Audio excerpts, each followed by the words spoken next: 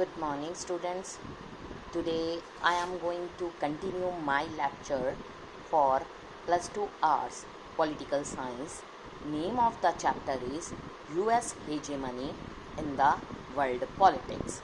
Now I am going to continue with the new topic, how can hegemony be overcome? As all of you have already studied about US hegemony as a soft power in regarding ideology, hard power regarding military, structural power regarding economy. Now let us start. How long will hegemony last? How do we get beyond hegemony? These become for obvious reasons some of burning question of our time. जो history है वो हमें provide करती है कुछ fascinating clue to answer these question. But what about present and what about future? In international politics very few factors जो हैं formally curtail the exercise of military power by any country.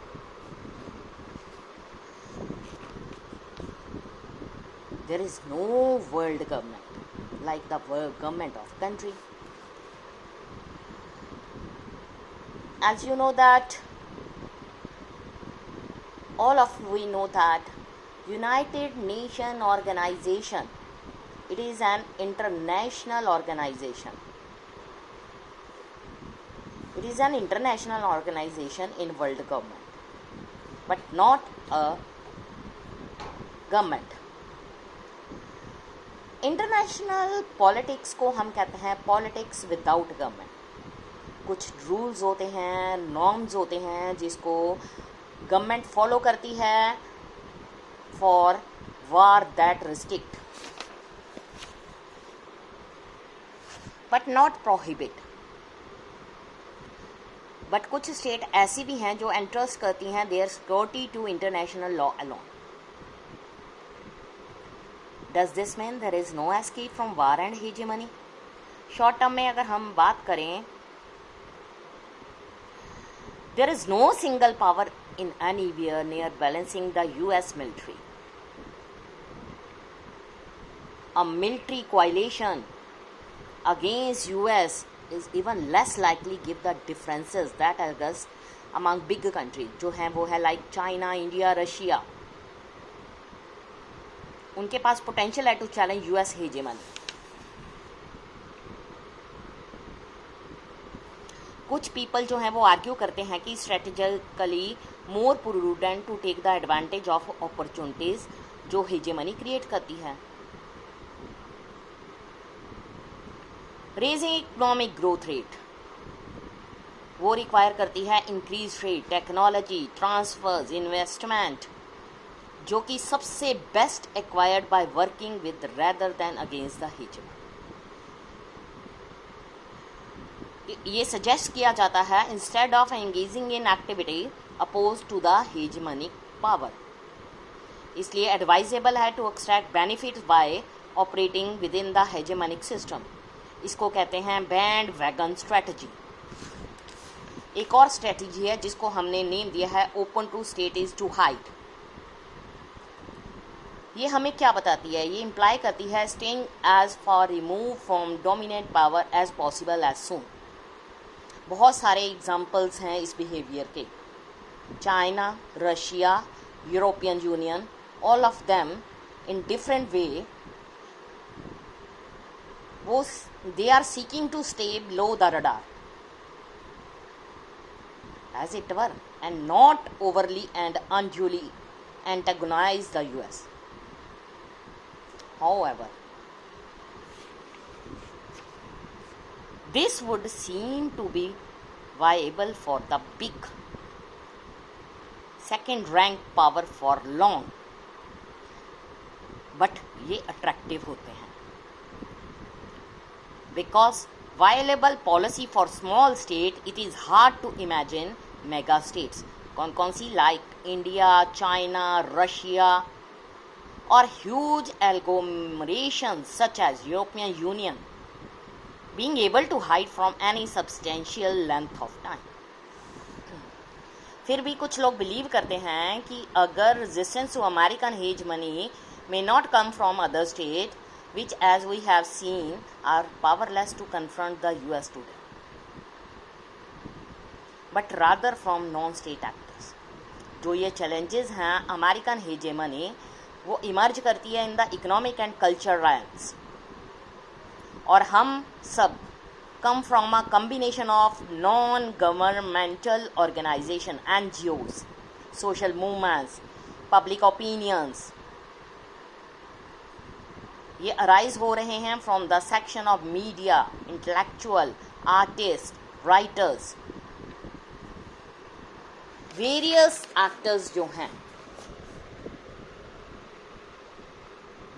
may well from link across national boundaries, including with American, to criticize, to resist US policy. You might have heard the saying that we now live in a global.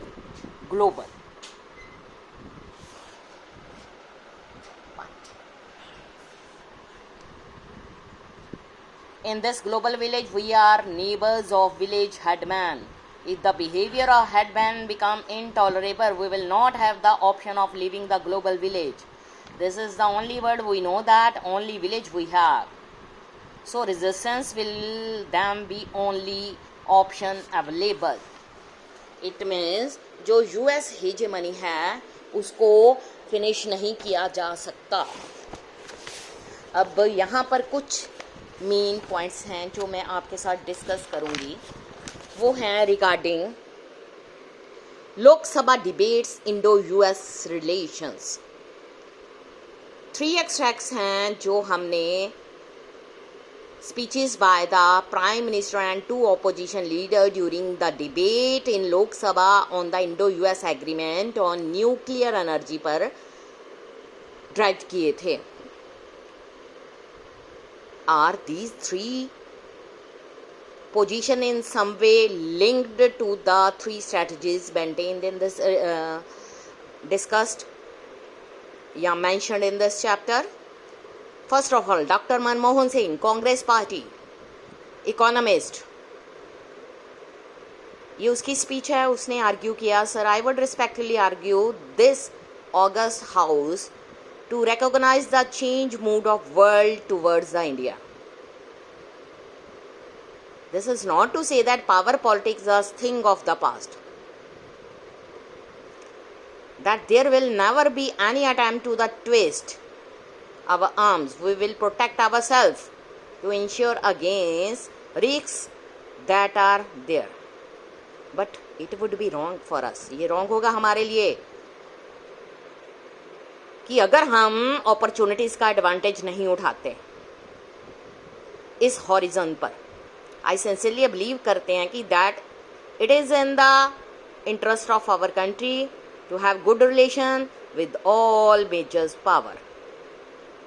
I made an apology that we seek a good relation with the United States because United States is preeminent power. Shri Basudev Acharya, CPIM. Independence Day, we have been pursuing independent foreign policies because of our national interest. अगर हमने case of Iraq, in case of Iran देखा, after the July statement and when there was voting in International Atomic Energy Agency, तो हमने ये found किया we sided with the United States of America. We supported the resolution moved by US and P5. उससे पहले इसको accepted नहीं किया गया था. When we were trying to bring gas from Iran via Pakistan, which need, we supported America. That was stand in regard to Iran. So there we find that independent foreign policies has been affected. BJP के BC Khanduri major general retired थे, उन्होंने कहा we have also to take note of the fact today US is whether we like it or not the only superpower in the unipolar world, but at the same time we must also remember that India is also emerging as a world power and a superpower. Therefore we feel that we should good relation with USA in international scenario, but it should not be at the cost of our security. So student, इस chapter में हमने ये understand किया कि जो US power है वो soul international unipolar power है पूरे वर्ल्ड में. इसके पास US hegemony in structural hard and soft power है. सो जो कंट्रीज़ डेवलपिंग में हैं या डेवलप्ड हैं उनको यूएस को फॉलो करना पड़ेगा इन hegemony, because they wants to tie the relation with other countries in many respect, like oil resources, mineral resources, trade, global world. So we should have close relations with the bigger country in many respects. Thank you, students.